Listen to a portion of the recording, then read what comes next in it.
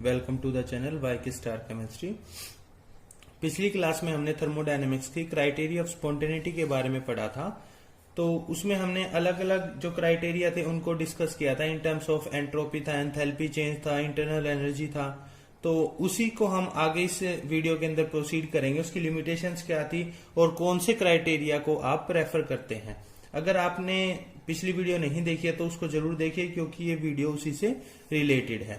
तो हमने कुछ क्राइटेरिया थे, आपका एंट्रोपी चेंज के बारे में था, आपका इंटरनल एनर्जी, आपका एंथैल्पी चेंज, आपका वर्क फंक्शन और आपका फ्री एनर्जी चेंज के क्राइटेरिया थे। जैसे हमने देखा था कि जब आपका एंट्रोपी चेंज था वो इंटरनल एनर्जी कांस्टेंट और वॉल्यूम कांस्टेंट रहती है, तो उस दौरान जो चेंज आता है अगर वो पॉजिटिव होगा तो आपकी रिएक्शन कैसी होगी, फिजिबल होगी या स्पॉन्टेनियस होगी।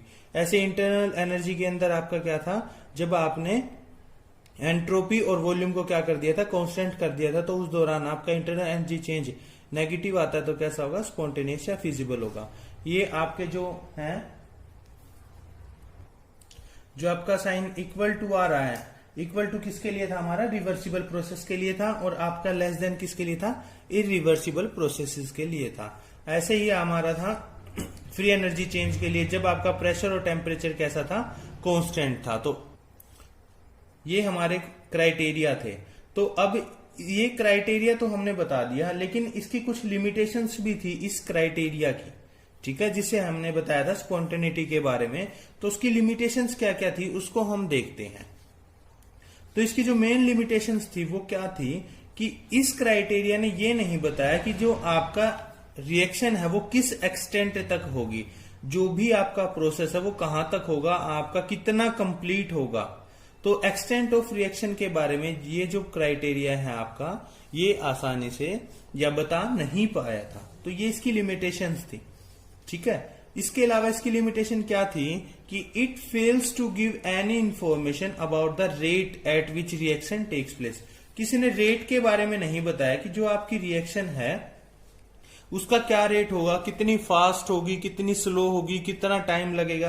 क्योंकि अगर इन सब चीजों के बारे में पता नहीं होगा तो हमारे लिए मुश्किल हो जाएगी किसी भी रिएक्शन को प्रोसेस या कैरी आउट करवाना। तो ये इसने एक्सटेंट के बारे में नहीं बताया था, ठीक है, रेट के बारे में नहीं बताया कि क्या रेट होगा। उसके अलावा क्या था, मैकेनिज्म के बारे में भी नहीं बताया कि किस मैकेनिज्म से होगी, क्योंकि अगर कोई आप रिएक्शन करवा रहे हैं, आपको मैकेनिज्म का नहीं पता, आप कंडीशंस भी अप्लाई कर रहे हैं, तो फिर आपके लिए बहुत प्रॉब्लम्स आ जाएंगे उसमें। तो do not tell anything about the mechanism by which the process proceeds. तो ये हमने तीन इसकी प्रॉब्लम्स, लिमिटेशंस थी जिनको डिस्कस किया यहाँ पे।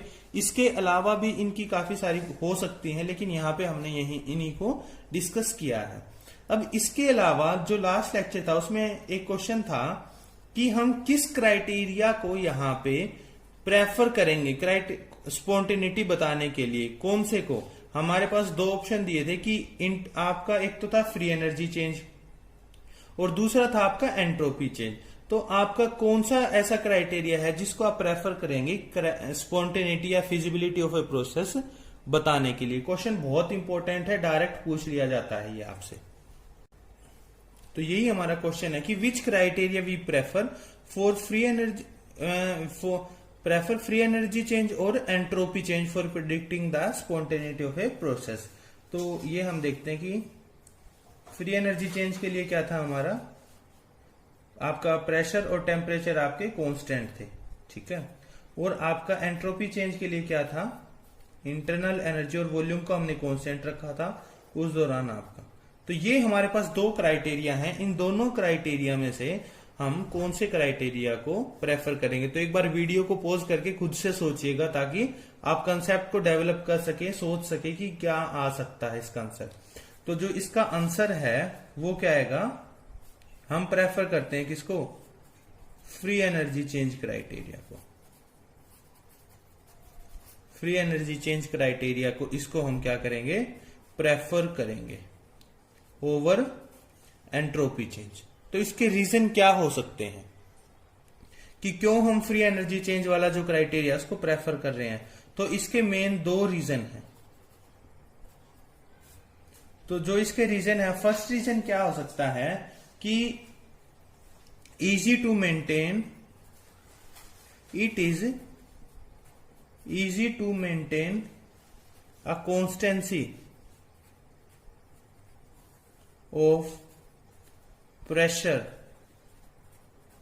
and temperature।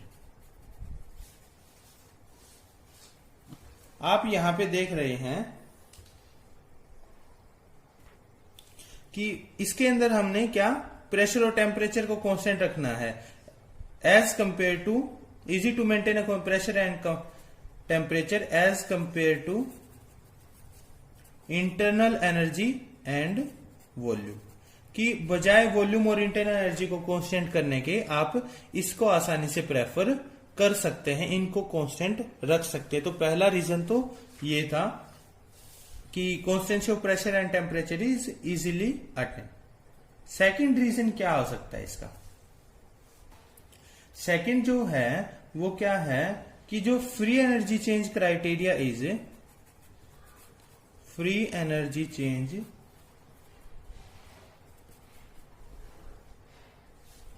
criteria is independent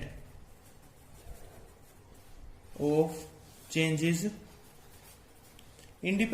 changes occurring in surrounding।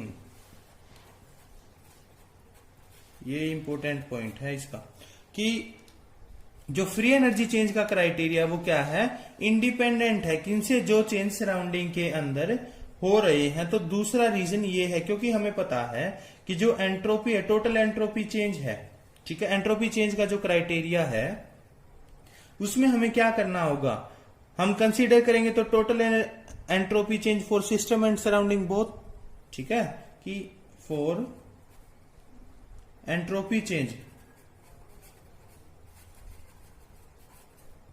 We need to consider